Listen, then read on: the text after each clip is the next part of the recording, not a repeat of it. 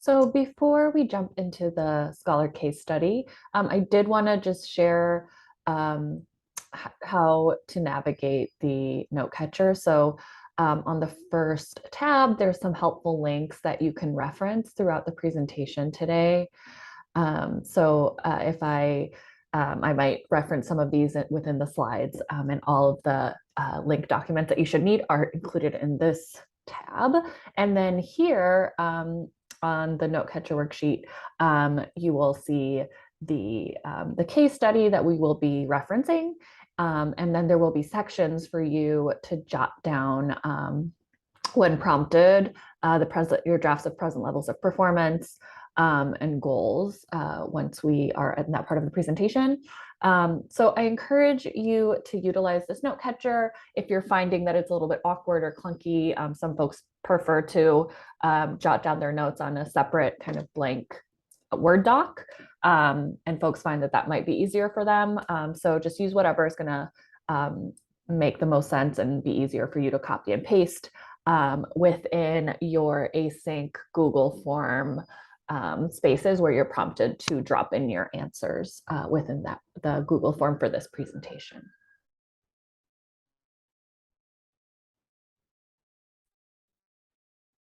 So you will keep Stephanie, who is the scholar within the case study. So this student, we're going to want to keep her in mind as we are going through the presentation. So go ahead and just take 5 minutes to independently review the case study and jot down any notes, anything that you think is important for you to take note of. And then this is just to get yourself acquainted with the student within the case study. And then we're going to jump into the present levels of performance portion of today's session. Okay, present levels of performance. So present levels of performance are where goals come from.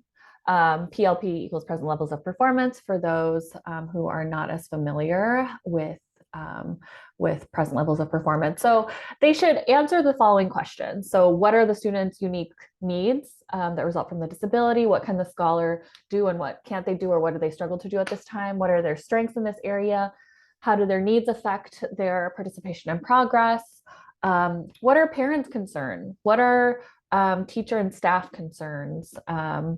And what supports or services have been effective or not been effective in addressing the need area in this year or in the past 3 years, if we're looking at the 3-year evaluation. And then if applicable, if there are noticeable differences between the student before distance learning, during distance learning, and now after distance learning, if there's anything of note that's happened or that's been observed with those major changes. So the more clear and the more accurate and the clearer picture that the present level of performance paints, the stronger the IEP will be, because it really should give us the basis for which we build our goals and then the subsequent services. So it really is like vital for establishing a strong IEP. It also can give us information around considering necessary services, discussing appropriate instruction, and developing a program that will meet the students' needs. So, this is true for any present level of performance. Today, we are particularly focusing on social emotional or counseling or Eric's.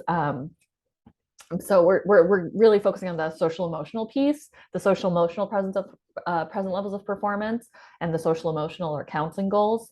But this is true for any present level of performance. So like there's like academic math present levels of performance, or reading comprehension present levels of performance. There's present levels of performance for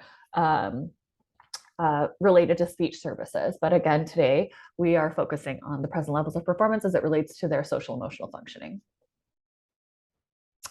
Okay, there are 3 main components to present levels of performance. So there's the area of strength, the area of need, and the impact of disability. And so this is the order, and this is how it's labeled within the documentation that's required in Welligent. So the first component is areas of strength. So it's observed positive interactions with peers or adults, scholar self-identified character, behavioral or social strength, observed strengths identified by parent and teacher. And this is a requirement. It must include parent input. It's always been a recommended component in my trainings for what should be included in present levels of performance for it to be strong, but it is now a requirement. And so that's something for like when it's reviewed by LUSD, if we don't have that in there, we could potentially get dinged for that. So just be very, it's very important for you to include the parent input. Also, examples of positive adjustment to school and home or community, and pertinent information from rating scales. And something that's not in here but is also important is just how they're progressing on their goals. So whatever, even if they haven't met their goal, talking about what positive progress they've been able to make in terms of working on their goal.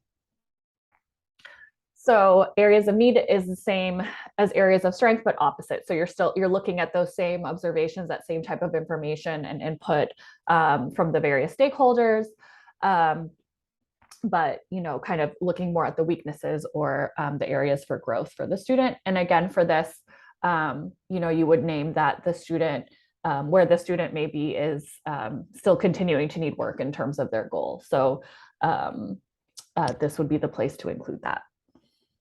And then the last part is the impact of disability statement. So there's a formula of sorts that you can follow. And this has changed within the past year or so. So, so just making sure that we're following this criteria.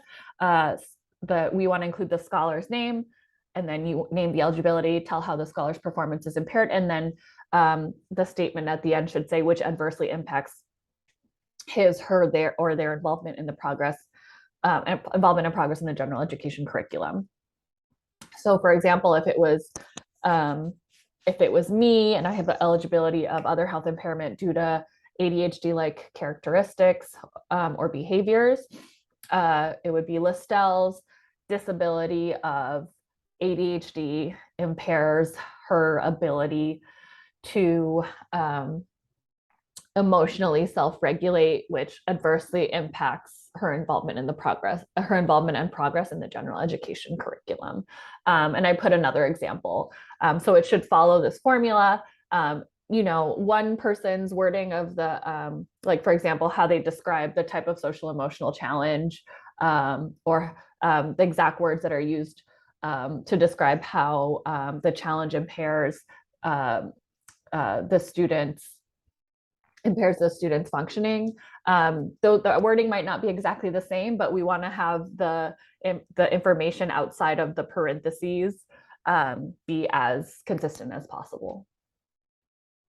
Okay, so when creating a present level of performance, the behavior can be made observable and measurable by including factors such as precipitating events, environmental factors, and results of the behavior. So this information is going to give us more color and create a clearer picture of what the behavior student looks like, when it might come up, and it can give us some valuable information that we can utilize when we're thinking about what kind of interventions are we going to put into place for the student, and then what kind of goal is going to be the most appropriate.